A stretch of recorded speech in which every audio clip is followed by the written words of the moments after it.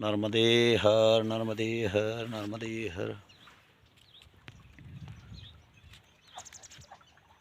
सर्वमंगल मांगल्ये शिवे सर्वार्थ साधिके शरण्ये त्र्यंबके गौरी नारायणी नमस्तुते। नमो नर्मदा माई रेवा पार्वती वल्लभ सदाशिवा। हम लोग मांडव के लिए निकले। रास्ते में बहुत ही सुंदर जलाशय को देखा। जलाशय के कुछ पास में ही एक चबूतरा देखा। इस चबूतरे पे बैठे। एक नीम का वृक्ष है और चारों तरफ बहुत ही सुंदर नज़ारा है। बहुत सुंदर, बहुत सुंदर। जिसको कोई निसर्ग कहता है, कोई प्रकृति कहता है, जिसकी अलौकिक सुंदरता को देखकर मन ही मन प्रसन्न होता है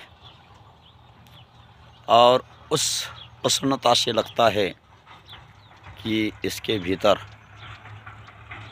आनंद की उमंग भर आई है, आनंद की लहरें उठी हैं। तो यह स्पष्ट ही है कि प्रकृति को मात्र देखने से आनंद बढ़ता है। मात्र देखने से तो प्रकृति को जीवित रखने के लिए प्रयास करने से, प्रकृति का संरक्षण करने के लिए यत्न करने से क्या आनंद नहीं उत्पन्न होगा? होगा। बहुत कई गुना आनंद हमें प्रकृति के संरक्षण से मिलता है।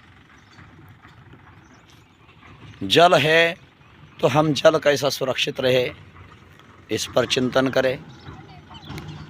जल सुरक्षित है तो वो बर्बाद नहीं हो, वो ज़्यादा से ज़्यादा अच्छे कार्यों में हम उसका कैसा उपयोग करें।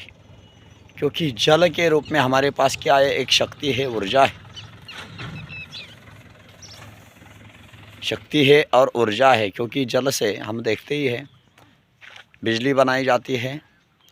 जल से प्राणियों का, हम सब मानवों का जीवन धारण करते हैं। जल जीवन ही है।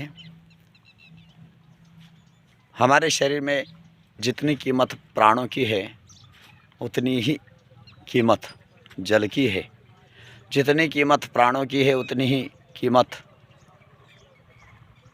वायु की है, आकाश की है।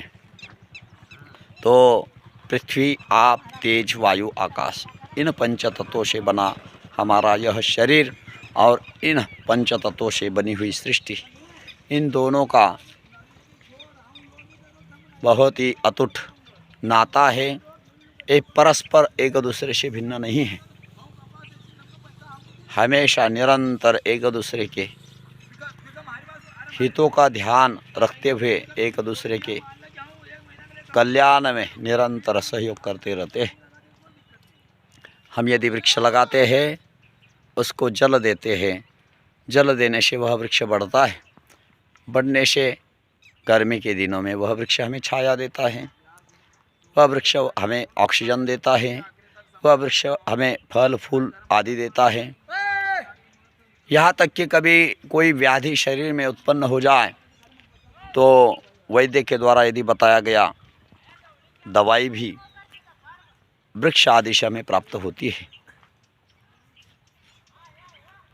वैसे ही जल जो है किसान उपज के लिए इस्तेमाल करते हैं। चाहे वह गेहूं की उपज हो, ज्वार बाजरा की उपज हो, लहसुन प्याज की उपज हो, गन्ना की उपज हो।